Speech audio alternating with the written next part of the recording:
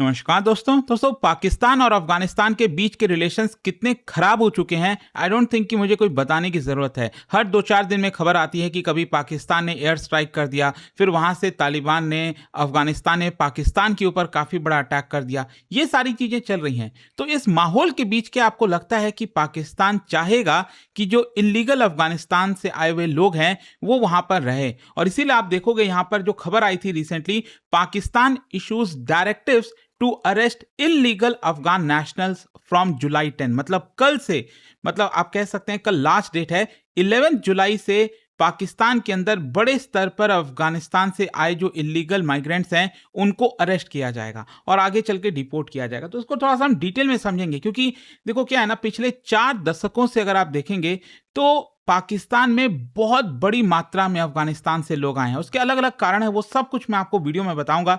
चलिए आगे बढ़ते हैं, लेकिन उससे पहले आप सबको बता दूं, कल तक स्टडी आईक्यू पर आपको 50% फ्लैट डिस्काउंट मिल जाएगा हमारे सभी यूपीएससी कोर्सेज पर। मतलब अगर आप 2027-28 किसी भी साल की प्रिपरेशन कर रहे हैं और एक ऐसा बैच चाहते हैं जिसमें प्रीलिम्स, मेंस, इंटरव्यू सब कुछ की तैयारी कराई जाए और इसके अलावा अनेकों फीचर्स के साथ मेंटरशिप, टेस्ट सीरीज, मतलब जो फीचर्स आपको रिक्वायर्ड है उस हिसाब से आप इन पैकेजेस को चूज कर सकते हैं। अगर आपको कोई डाउट है, प्रॉब्लम है बैच को लेकर, ये फोन नंबर दिया है, इस पे कॉल करिए एंड यूज करिएगा कोड अंकित लाइव।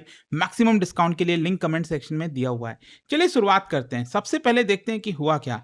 देखिए, पाकिस्तान ने अब तक का strictest immigration enforcement measures announce किया है रिसेंट अगर ईयर्स में आप देखिए तो, और बताया जा रहा है कि 10 जुलाई के बाद से अफगान नेशनल्स जो इलीगल तरीके से पाकिस्तान में रह रहे हैं, जिनके पास वैलिड वीजा नहीं है, उनको इमीडिएट बेसिस पर अरेस्ट किया जाएगा, डिटेन किया जाएगा और उनको डिपोर्ट कर दिया जाएगा। और मैं बता दूं, ये सारी चीजें पाकिस्तान क्या कर रहा है, जो IFRP है, that is illegal foreigners repatriation plan, उसी के तहत कर रहा है। और यहां पर जितने भी गवर्नमेंट ऑफिसर्स वगैरह हैं जिनको भी जिम्मेदारी दी गई है, उनको बोला गया है कि जितने भी 4 प्रोविंसेस हैं, पंजाब, सिंध, बलूचिस्तान और खैबर पख्तूनख्वा, और साथ ही साथ जो इस्लामाबाद वाला इलाका है, तो वहां पर जितने भी कर्मचारी हैं, जितने भी लोगों को जिम्मेदारी है, उनको डेली बेसिस पर रिपोर्ट सबमिट करनी होगी।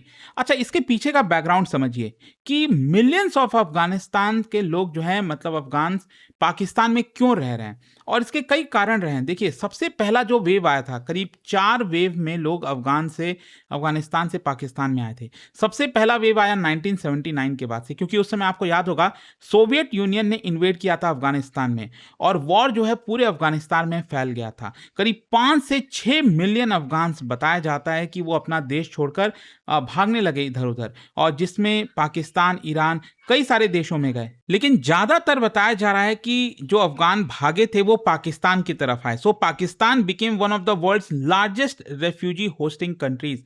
और यहां पर ज्यादातर अफगानिस्तान से लोग आए थे, जो मैं आपको बता दूं, या तो खैबर पख्तूनख्वा, क्योंकि यही वाला इलाका जो बॉर्डर है वो सटता है, तो ये खैबर पख्तूनख्वा और साथ ही साथ बलूचिस्तान, यहां पर बड़ी मात्रा में जो अफगानिस्तान से लोग हैं सेटल हो गए। और जो रेफ्यूजीज हैं, दे वर लार्जली वेलकम, क्योंकि उस समय ऐसा उतना दिक्कत नहीं था पाकिस्तान के साथ, क्योंकि पाकिस्तान का अगर आप देखोगे तो वो अफगान मुजाहिदीन को सपोर्ट करता था, तो उनको तो सपोर्ट करना ही था। यूनाइटेड स्टेट्स और सऊदी अरब ने भी कहा था कि हम फंडिंग देंगे, आपको पैसे देंगे, आप उनको रखो अपने देश में, और यूनाइटेड नेशन ने भी ह्यूमैनिटेरियन सपोर्ट प्रोवाइड किया था। तो ये सारी चीजें आपको देखने को मिलेंगी, जिसकी वजह से पाकिस्तान ने तो उस समय वेलकम कर लिया।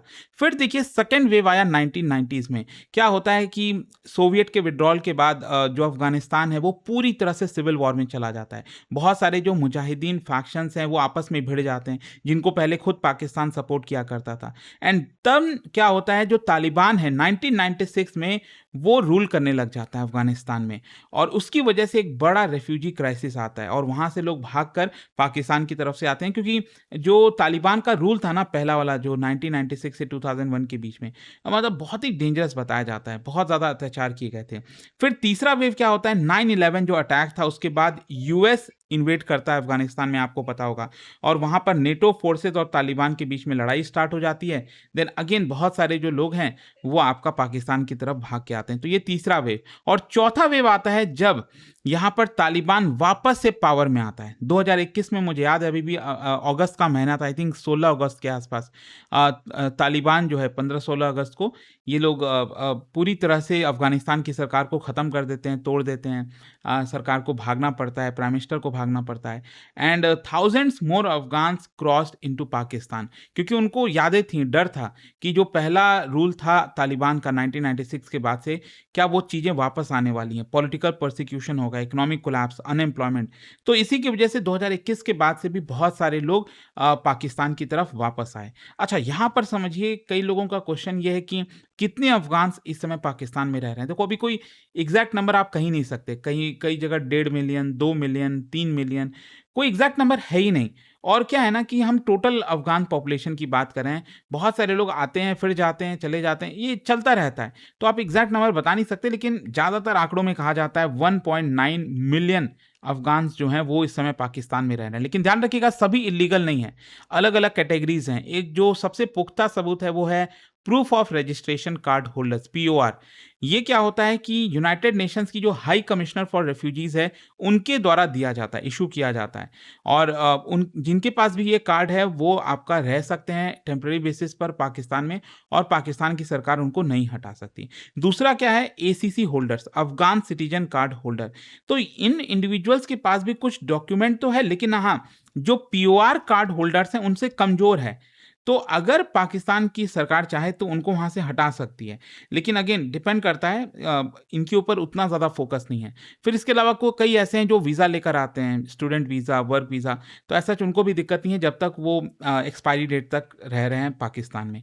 लेकिन जो सबसे बड़ी दिक्कत है दैट इज़ अनडॉक्यूमेंटेड अफगान्स, मतलब जिनके पास ना वीज़ा है, ना पासपोर्ट है, और रेफ्यूजी डॉक्यूमेंटेशन कुछ नहीं है। तो उनके प्रति ये ऑर्डर पास किया गया है, 10 जुलाई तक का समय दिया गया है, उसके बाद लगातार उनको अरेस्ट किया जाएगा। अच्छा, यहाँ पर एग्जैक्टली पाकिस्तान ने क्या कहा है, पाकिस्तान की जो इंटीरियर मिनिस्ट्री है, जैसे हमारे यहाँ होम मिनिस्ट्री होती है वैसी मिनिस्ट्री ऑफ इंटीरियर, उन्होंने सभी प्रोविंशियल गवर्नमेंट्स को, चीफ सेक्रेटरीज को, deputy commissioner, district administration, police department, immigration authorities, कहा है कि जो भी इलीगल अफगान नेशनल्स हैं उनको पहचानो, आइडेंटिफाई करो, और जुलाई 10 के बाद से उनको अरेस्ट करना स्टार्ट कर दो, मतलब 11 जुलाई के बाद से उनको अरेस्ट करना स्टार्ट किया जाएगा। फिर उनको होल्डिंग सेंटर्स में डाला जाएगा, और अलग अलग जो बॉर्डर क्रॉसिंग्स हैं वहां से उनको डिपोर्ट करना स्टार्ट किया जाएगा, और इसका डेली रिपोर्ट यहां पर सरकार को मिलना चाहिए। ये ऑर्डर पास किया गया। अच्छा, यहां पर सवाल ये भी है कि ये जो IFRP है, इलीगल फॉरेनर्स रिपैट्रिएशन प्लान, ये क्या कोई नई पॉलिसी है? नहीं, बिल्कुल नहीं। मैं आपको बता दूं, ये पहली बार पाकिस्तान ने लॉन्च किया था 2023 में, अक्टूबर 2023 में। इनिशियली क्या था, सरकार का ये कहना था पाकिस्तान की कि हम आपको बोल रहे हैं आप चले जाओ, मतलब वॉलेंटरी बेसिस पर चले जाओ। यहां पर फोर्सफुली पाकिस्तान की तरफ से ऐसा कदम नहीं उठाया गया था। लेकिन अभी जो सरकार कर रही है पाकिस्तान की सरकार, यहां पर फोर्सफुली उनको अरेस्ट किया जाएगा और फिर वहां से डिपोर्ट किया जाएगा। तो अभी की जो पॉलिसी है उसमें बदलाव ये हुआ है कि ये वॉलेंटरी से आपका एकदम स्ट्रिक्ट हो गया है, डिपोर्टेशन, और मैंडेटरी आप कह सकते हो गया है। अब ये वॉलेंटरी नहीं रहा, अगर आपके पास डॉक्यूमेंट नहीं है तो आप नहीं रह सकते। अच्छा, क्वेश्चन अब ये आता है कि अभी पाकिस्तान ये क्यों कर रहा है? पाकिस्तान का कहना है कि देखो, नेशनल सिक्योरिटी का मामला है, मतलब ये सबसे मेन जस्टिफिकेशन है पाकिस्तान का कि मिलिटेंट्स जो हैं वो अफगानिस्तान से पाकिस्तान में आ जाते हैं, अटैक करते हैं, फिर वापस चले जाते हैं। स्पेशली जिस तरह से टेररिज्म राइज हुआ है, मतलब आप देखो ना कितना ज़्यादा धमाका, मतलब कभी सिक्योरिटी फोर्सेस पर, कभी पुलिस के ऊपर, सिविलियंस के ऊपर लगातार हमले होते रहते हैं। बलूचिस्तान हो गया, खैबर पख्तूनख्वा हो गया, टीटीपी के बारे में तो आपने सुना ही होगा, पाकिस्तान बार बार ब्लेम करता है कि यहाँ से टीटीपी के लोग आते हैं, अटैक करते हैं, वापस चले जाते हैं, उनको पनाह मिल जाती है, जगह मिल जाती है। तो ये लगातार होता जा रहा है। पाकिस्तान का कहना है कि हम इसको एक बड़ा मुद्दा बना रहे हैं और हम ऐसा नहीं होने देंगे, इसको रोकना है हमें कैसे जैसे। तो इसी की वजह से यहाँ पर अब पाकिस्तान का कहना है कि जो इलीगल अफगान्स हैं उसको तो हम उनको वहाँ से हटा सकते हैं। और यहाँ पर 1 डॉक्यूमेंट रिजीम भी पाकिस्तान की सरकार ने अडॉप्ट किया है, मतलब जो भी फॉरेन नेशनल एंटर कर रहा है पाकिस्तान में, उसके पास एक वैलिड ट्रैवल डॉक्यूमेंटेशन होना चाहिए। फिर चौथा क्या है, इकोनॉमिक बर्डन भी। पाकिस्तान का कहना है कि देखिए, हमारे यहाँ already inflation, unemployment, external debt, कितनी सारी चीज़ें हैं। तो गवर्नमेंट का आर्गूमेंट यह है कि अगर इलीगल इमिग्रेंट्स यहाँ पर रहेंगे, माइग्रेंट्स यहाँ पर रहेंगे, तो उसकी वजह से हॉस्पिटल, स्कूल्स, हाउसिंग, हर चीज़ के ऊपर प्रेशर आएगा, प्रॉब्लम होगा। अच्छा, यहाँ पर अफ़गानिस्तान पाकिस्तान का रिलेशन ना ये काफ़ी मायने रखता है, क्योंकि देखो अगर तालिबान के साथ रिश्ते खराब नहीं हुए होते, तो शायद पाकिस्तान आज ये कदम नहीं लेता। इट इज़ मेनली बिकॉज़ जिस तरह से पाकिस्तान आरोप लगाता है कि टीटीपी के लोग और बहुत सारे जो ऑर्गेनाइजेशंस हैं, वो पाकिस्तान में लगातार अटैक कर रहे हैं, सिविलियंस के ऊपर हमला कर रहे हैं, बॉर्डर को लेकर डिस्प्यूट होता ही रहता है, कई सारे बॉर्डर पर क्लैशेस देखने को मिले हैं, ग्राउंड इन्वेजन, बहुत सारी चीज़ें हुई हैं। तो इसी की वजह से ये आपको कॉन्टेक्स्ट समझना पड़ेगा कि अगर तालिबान के साथ रिलेशन ठीक होता पाकिस्तान का, तो शायद आज ये चीज़ें नहीं होती। अच्छा, ह्यूमैनिटेरियन कंसर्न भी है। यहाँ पर जो इंटरनेशनल ऑर्गेनाइजेशंस हैं, उन्होंने कई सारे कंसर्न रेज़ किए हैं कि अगर पाकिस्तान अचानक से कई सारे अफ़गान को वहाँ से हटाता है, तो बहुत ज़्यादा प्रॉब्लम होगी उनको। एक तो बहुत सारी फैमिलीज़ ऐसी हैं जो पाकिस्तान में इतने दशकों से रह रही हैं, उनके बच्चे वहीं पले-बढ़े, तो अचानक से आप उनको भेजोगे तो प्रॉब्लम आएगी। एजुकेशन उनका कैसे होगा, एम्प्लॉयमेंट, हाउसिंग, वुमेन्स राइट, क्योंकि अगर तालिबान रूल में जाएँगे, तो वुमेन्स राइट को लेकर लगातार सवाल उठता है। तो ये सारे कंसर्न्स जताए गए हैं। अच्छा, इंटरनेशनल लॉ के पर्सपेक्टिव से अगर आप देखोगे, तो हर एक देश के पास हक है कि वो अपनी इमिग्रेशन पॉलिसी को रेगुलेट कर सकता है, वीज़ा रिक्वायरमेंट को डिटरमाइन कर सकता है, डिपोर्ट कर सकता है अगर कोई गलत तरीके से आया उनके देश में। लेकिन यहाँ पर एक पॉलिसी जिसको कहा जाता है नॉन रिफॉलमेंट की पॉलिसी, ये बेसिकली रिकॉग्नाइज ये करती है कि अगर आप किसी इलीगल माइग्रेंट को भेज रहे हो उसके देश, लेकिन उसके देश में आपको ये देखना चाहिए कि कहीं उसके साथ अत्याचार तो नहीं होगा। अगर अत्याचार होगा तो आप वापस नहीं भेज सकते। लेकिन यहाँ पर एक चीज़ ये है कि पाकिस्तान 1951 का जो रेफ्यूजी कन्वेंशन है, जिसके अंदर ये नॉन रिफॉलमेंट की पॉलिसी आती है, वो उसका हिस्सा है ही नहीं। इनफैक्ट भारत भी इसका हिस्सा नहीं है 1951 रेफ्यूजी कन्वेंशन का। लेकिन अगेन ह्यूमन राइट्स जो ऑर्गेनाइजेशंस हैं, उनका कहना है कि एटलीस्ट ह्यूमैनिटेरियन जो प्रिंसिपल्स हैं, इंटरनेशनल लॉ के कुछ प्रिंसिपल्स होते हैं, उसके बेसिस पर आपको ध्यान देना चाहिए। तो आई होप आपको समझ में आ गया होगा ये जो खबरें आ रही थी कि पाकिस्तान में अफ़गान्स को निकाला जा रहा है।